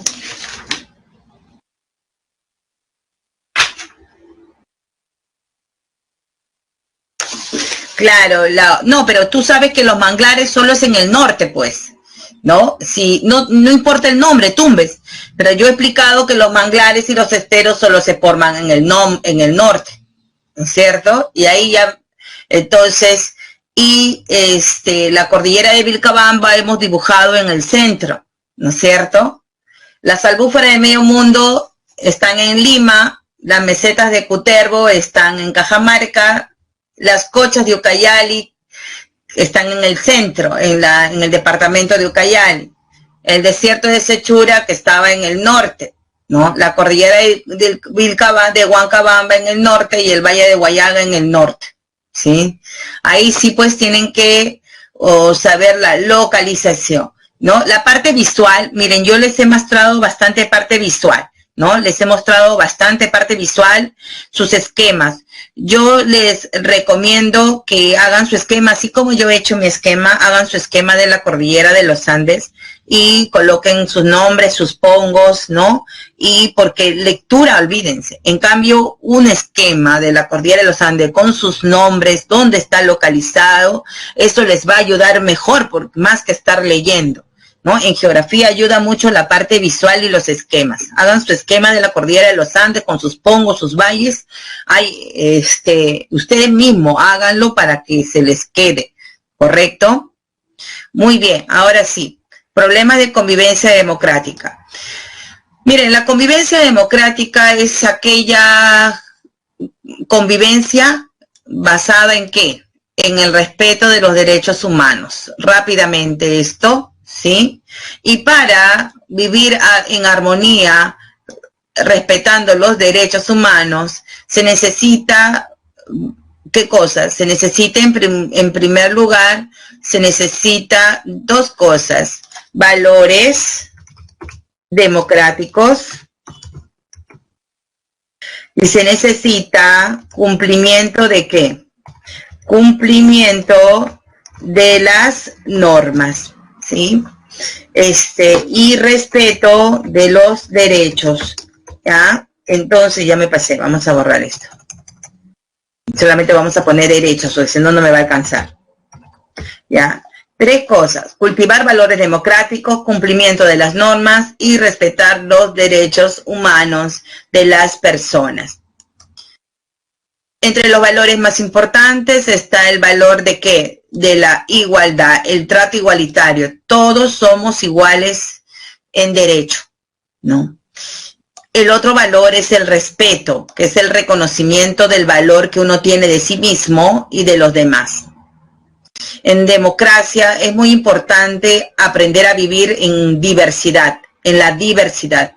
Y esa actitud de reconocer que somos parte de una gran diversidad de pensamientos, opiniones y culturas se llama pluralismo. Luego tenemos la tolerancia, que es la capacidad de aceptar esa diferencia, de escuchar a la otra persona que opina y piensa diferente, ¿no?, de mí. La intolerancia nos puede generar violencia, ¿no? El otro valor es en democracia definitivamente libertad, libertad para decidir, libertad para pensar, libertad para opinar. En una democracia es uno de los valores fundamentales. Y por último, en democracia sin duda es consenso. Debido a estas diferencias, a ese pluralismo, ponerse de acuerdo al 100% es difícil. Por lo que en democracia se acepta, ¿qué cosa? Se acepta lo que decide ¿quién? La mayoría. En las votaciones, ¿no? Siempre. Entonces, así haya votado yo por otro candidato, tengo que aceptar, y hemos aprendido a aceptar lo que la mayoría ha decidido. Según la UNESCO, ¿sí?, la convivencia democrática es fundamental para construir una cultura de paz. Y para construir una cultura de paz se necesita pues promover los valores democráticos, ¿no? Y que la convivencia principalmente sea democrática, basado en los derechos humanos. Pero además, para llegar a una cultura de paz en Latinoamérica, es necesario que las personas practiquen un estilo de vida, ¿sí?, basado en el fin de la violencia, la promoción y la práctica de la no violencia. Pero cuando vemos pues noticias como las de ayer y anteayer, donde los ambulantes golpean a los de serenazgo, usan armas blancas, punzocortantes, y les clavan en la pierna, palos, olvídense, ¿no? Y también lo de serenazgo por su parte, tirando palos. Entonces creemos que esto es muy lejano. Nuestra convivencia democrática presenta problemas y uno de ellos es la violencia, ¿no? Para erradicar, para llegar a una cultura de paz es necesario erradicar la pobreza y las desigualdades, por eso. Promover un desarrollo económico sostenible, o sea, no solo crecimiento, sino que este crecimiento llegue a toda la población y de manera sostenible. Eliminar la discriminación y utilizar justamente el diálogo para dar solución a los conflictos que se generen dentro de la sociedad.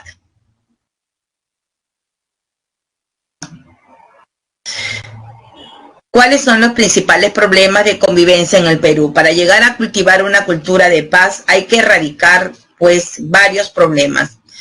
Además de las desigualdades, ¿no?, socioeconómicas en el Perú, tenemos tres grandes problemas. Uno es la discriminación, ¿no?, la corrupción y la delincuencia. Bien, ¿qué entendemos por discriminación? Hablar de la discriminación es hablar de un trato diferenciado e injustificado hacia una persona o hacia un grupo de personas, ¿no? A través de este acto injustificado, pues, se violenta los derechos de esa persona o de esas personas. Según la Defensoría del Pueblo, para, ojo, que se produzca, dice aquí, un acto discriminatorio, debe configurarse tres elementos. Uno, dos, tres. ¿Cuáles son esos tres elementos? En primer lugar, un trato diferenciado o injustificado, ¿no? No hay justificación, ¿no?, para la agresión, por ejemplo, ¿no?, para a su compañero, ¿no? O que se base en un motivo prohibido, como el color de la piel, su origen, ¿no?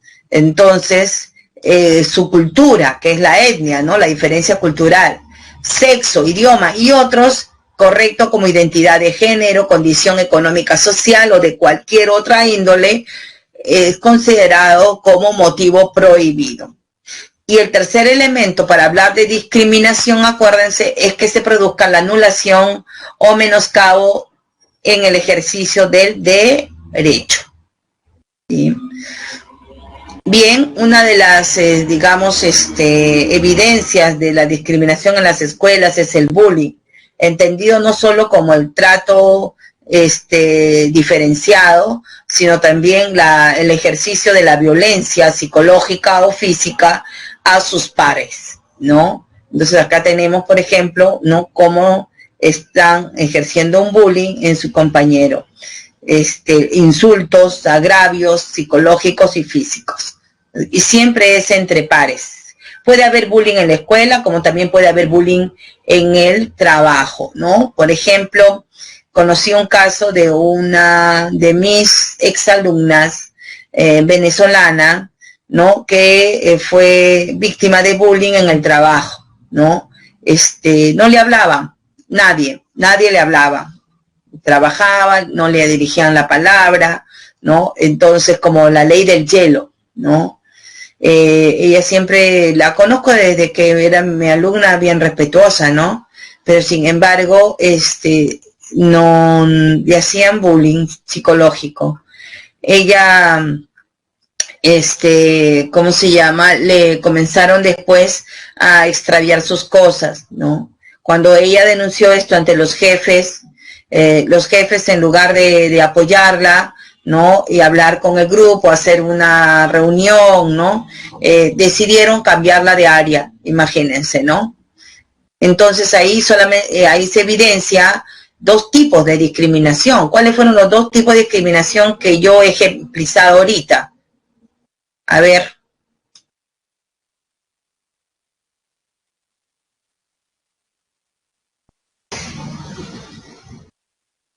Ya, por su origen, uno, por su origen, y el otro, ¿no?, o sea, nacionalidad, y el otro laboral, ¿no? Los compañeros, no era por ser mujer, sino era por ser, pues, de otra nacionalidad, y el otro fue laboral, ¿no? Porque no evaluaron su desempeño, ¿no?, sino la cambiaron de área, ¿no? Y entonces ella, pues, decidió después renunciar, ¿sí?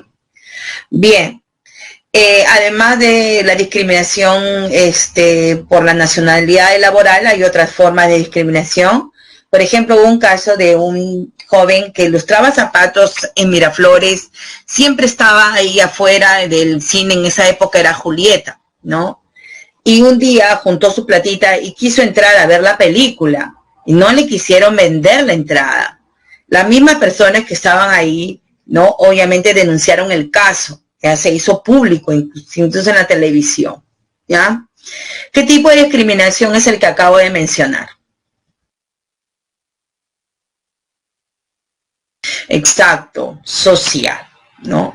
Bien, yo cuando era sanmarquina, pues siempre he sido de ideas progresistas, no de izquierda radical, pero sí, pues, una izquierda social, ¿no? Entonces, una vez fui muy insultada, ¿no? Me dijeron perruca, rabanito, roja, comunista, y me dijeron todas esas 4 cosas, me dijeron.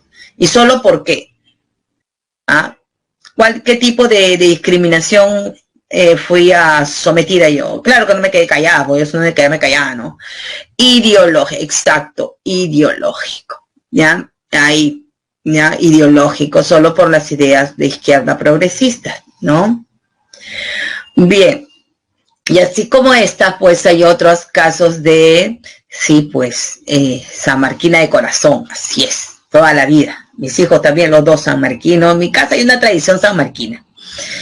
Y tenemos, bueno, por su discapacidad, por orientación sexual. A ver, cuando le tiramos la puerta a los evangelistas, ¿ah? Cuando van y tocan la puerta, bueno, ahora por esto de la pandemia no están saliendo, no están viniendo, ¿no? Pero ellos siempre estaban visitando las casas, llevando la palabra de Dios. Y yo he visto, pues hay una vecina que le tiraba las puertas y hasta les echaba agua, ¿no? Cuando iba. Entonces, esa es una discriminación, obviamente, de tipo que religioso, ¿ya? Bien. Otro problema, aquí vamos a ver este problema. Miren, en el 2018 las denuncias por corrupción llegaron a 35.260 según la Defensoría del Pueblo. Lima concentró la mayoría de las denuncias, pero también hubo, miren cuántas denuncias en Ancash, Cusco, Junín, Ayacucho y así todos los departamentos del Perú.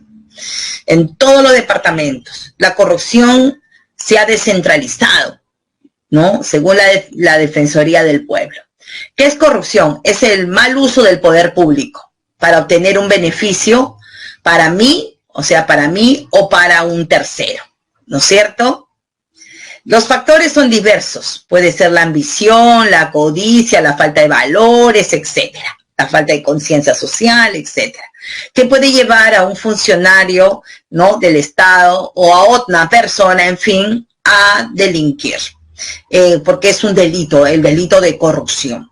La corrupción obviamente es uno de los mayores males de la sociedad peruana, porque obviamente genera restricciones en el ejercicio de los derechos fundamentales, ¿no? En lo que afecta principalmente es en el derecho de todos los peruanos. Un peruano se puede ver afectado individualmente por la corrupción, ¿no? Como en el caso de Inostroza, que liberó a un violador y no hubo justicia para esa niña, ¿no? O también puede menoscabar el derecho de digamos, en general de la población, sobre todo cuando es el dinero del Estado que se va por el río de la corrupción, dinero que puede servir para hacer muchas obras en beneficio de la población, ¿no? Afecta por eso la gobernabilidad, la confianza, ya uno no confía en el poder judicial, no confía en los policías, no confía en nadie, ¿no? Y atenta contra, pues, los derechos. ¿Cuáles son los delitos de corrupción más frecuentes que tipifica el Código Penal? En primer lugar está el cohecho o soborno, entendido como cohecho o soborno de forma pasiva cuando una persona incurre en el delito, o sea, cuando una persona es un servidor o funcionario público que acepta, recibe o solicita o condiciona su actuar a la entrega de una promesa de donativo o ventaja de parte del ciudadano. En otras palabras, más común, ¿sí? Solicita o recibe, ¿qué cosa?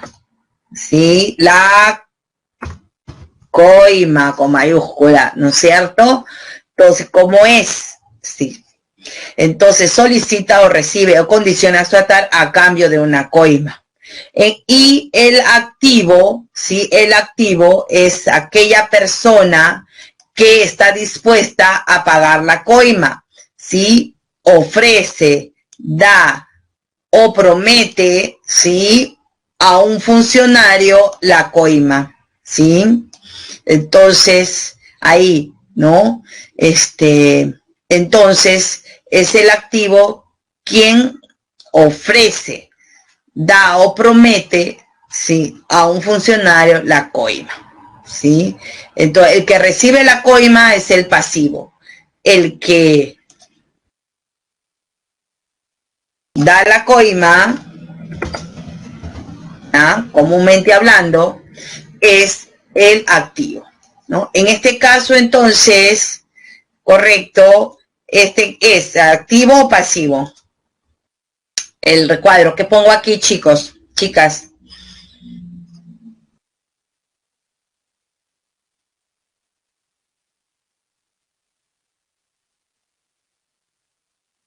Ajá, muy bien, están moscas, ¿no? Activo, ¿no es cierto?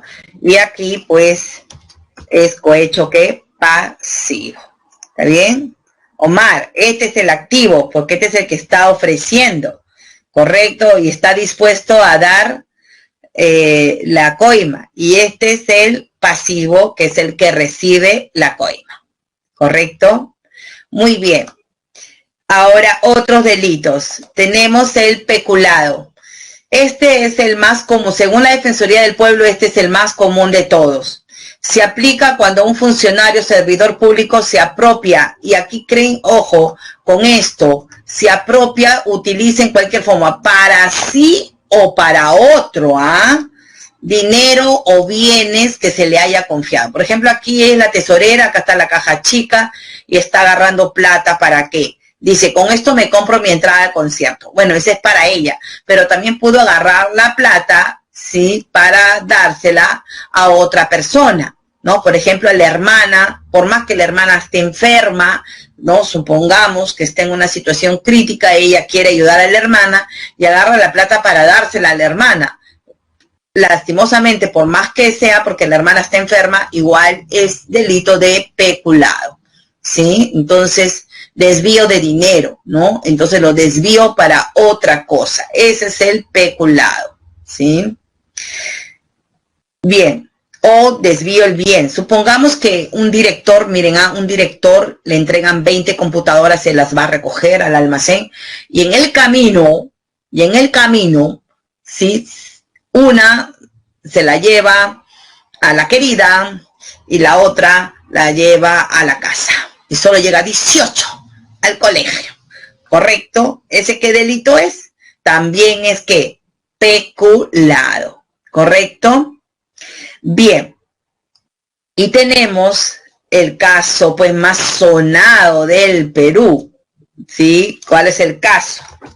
El caso Odebrecht y el club de ¿qué?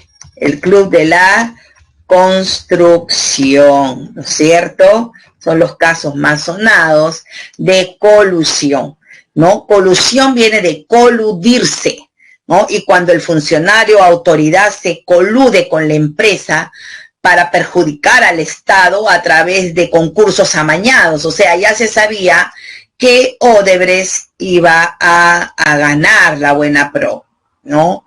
Al comienzo el contrato dice una cosa, después, ¿no?, dice no, que iba a salir más, se hace modificaciones al contrato, ¿no?, con arducias, porque Odebrecht tenía todo pues un aparato logístico de abogados, todo, ¿no?, para poder luego modificar el contrato, los contratos a su favor, ¿no? Entonces a estos funcionarios, a estos presidentes corruptos y funcionarios, ministros, gobernadores regionales y alcaldes, no les importó, ¿no? Como no era su dinero, era dinero de los peruanos, ¿no?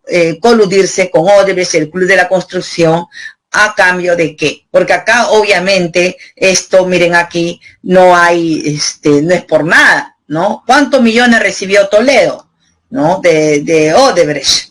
Imagínense, ¿sí? Bien, y ese delito entonces es delito de colusión.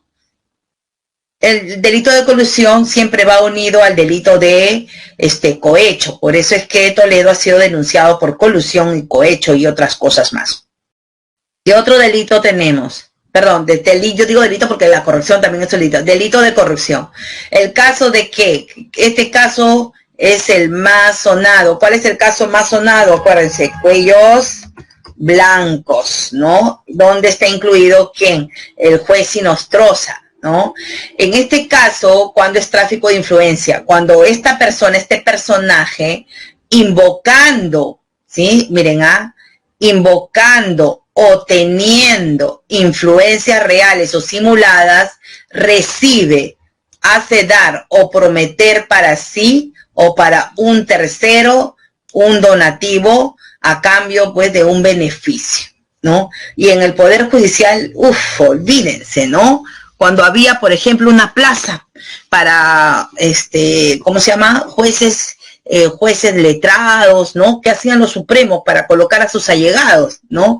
Todo lo negociaba, ¿no? Todos los puestos eran negociados en desmedro de los concursantes que sí tenían mejores currículum, ¿no? Y sin embargo, pues colocaban a sus allegados, ¿no? Entre ellos se negociaban. Sobre todo el mundo recurría a Inostroza, ¿no? Parecía que Inostroza, pues, era el más influyente dentro del Poder Judicial y sabían, pues, que era un juez corrupto, que todos no era por plata, y entonces lo llamaban a Inostroza para que Inostroza, pues, hablara con el juez del juzgado del Callao, de aquí, de allá, de la Corte Superior, etcétera, ¿no? Para que le solucione sus juicios, ¿no? Ese es el ejemplo más claro de tráfico de influencia. Bien, esto de tráfico de influencia no solo se ha dado en el Poder Judicial, sino también se ha dado a niveles de los Poder Ejecutivo también, ¿ya? Sobre todo para ganar la buena pro, ¿no? Cuando las empresas no tienen contacto directo con la autoridad encargada, utilizan a un intermediario. Ese intermediario es el que justamente está incurriendo en tráfico de influencias. Y tenemos la malversación de fondos. Aquí lo podemos confundir con peculado, así que hay que leer bien, ¿ya? En este caso dice, un funcionario servidor público incurre en delito de malversación de fondos cuando da el dinero o bienes que administra una publicación definitiva diferente a aquella al que fue destinado. Entonces, supongamos que a mí, yo soy el alcalde de La Victoria, soy Forsyth, y me dieron dinero para obras de saneamiento, ¿ya? Pero lo uso para comprar mascarillas. Entonces, para los vecinos, y aprovecho colocar, dice el logo de mi partido, supongamos, ¿no? Entonces, ese delito no es peculado, no es desvío de dinero, es desvío pero con malversación, no es peculado. Para que sea peculado, entonces ese dinero de las obras de saneamiento me lo agarro yo, o se lo doy a un tercero que no es beneficiario, correcto, del municipio, en este caso es los vecinos, y al parecer está bien, porque es para los vecinos, ¿no? Y la alcaldía puede hacer los gastos para el bienestar de los vecinos, pero este dinero no estaba destinado a las mascarillas, sino estaba destinado al saneamiento de acuerdo al presupuesto. Entonces, uno no puede usar dinero que está presupuestado para una cosa para otra. Eso es malversación, ¿ya? Y por último, el cobro indebido. Todos sabemos que la matrícula escolar, pues, es, ¿cómo se llama? Gratuita. En cambio, este señor está cobrando 50 soles por matrícula a la mamá, ¿correcto? Entonces, cuando un funcionario exige o hace pagar o entregar contribución o sueldo o remuneración no debido o en cantidad que excede la tarifa, ¿sí? Entonces, si está 20 soles, no vas a cobrar 30. ¿Correcto? Eso es cobro, ¿qué? Cobro indebido. ¿Ya? Muy bien. Y finalmente, para terminar ya la clase, la delincuencia. Sabemos que la delincuencia ha crecido en los últimos días después de la cuarentena, ¿no? Y según el Código Penal, ¿sí? Los delitos de delincuencia son muy diversos. Contra la vida, contra la salud, contra la libertad individual, contra la inviolabilidad del domicilio, contra la integridad moral, contra el patrimonio, mira, tipifica, tipifica contra la seguridad vial, contra las relaciones familiares, contra el deber tributario, contra la fe pública, miren, contra el honor, contra el patrimonio cultural, ¿no? Y entonces, el Código Penal es quien tipifica qué es un delito, qué es un acto delincuencial. Y un acto delincuencial es un acto que va en contra de la ley, ¿correcto? En contra de la ley. Los factores que pueden llevar a una persona a delinquir son muy diversos y es una conjugación de factores. No solo la pobreza, sino, por ejemplo, la pobreza unido a la escasez de valores, una familia disfuncional, ¿no? Y el desempleo. Entonces, estos 4 factores, digamos, pueden provocar que una persona incurra, pues, en actos delincuenciales, ¿sí? Como repito, el Código Penal tipifica muchos, tipos de delito, ¿no? ¿Cuál es el más común dentro de nuestras vidas? El delito contra la vida, ¿no? Los homicidios, los parricidios, y contra el patrimonio, ¿no? Contra el patrimonio son los que más tenemos. Hurtos. El hurto es cuando ni siquiera te das cuenta cuando te robaron. La clásica del micro, ¿no? Cuando te sacan el celular, te rozan, te escupen, volteas y ya te sacaron el celular, la clásica, ¿no? O te empujan y hay otro al lado para robarte, ¿no? Relojes, pero más celulares, ¿no? Que están sacando. Extorsión, robo, también vemos todos los días. ¿Y qué diferencia hay entre hurto y robo? El robo es cuando usas ya un arma, ejerces violencia, y cuando son 2, agravado, ¿no? Estafas, apropiación ilícita, ¿no? Sicariato, ¿no?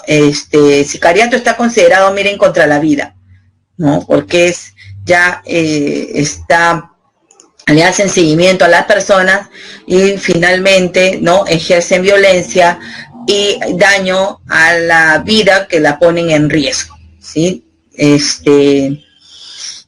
Otros delitos que son muy comunes en, digamos, en los últimos tiempos son contra la integridad moral, sobre todo las violaciones, no solo el acoso, sino la violación sexual. También hay muchas denuncias contra delitos de violación sexual, ¿no? Y tenemos también los secuestros, por ejemplo. El secuestro es delito de que contra la libertad individual. Y así, ¿ya? Tenemos entonces diversos delitos. Sí, ya. Gracias, Miguel.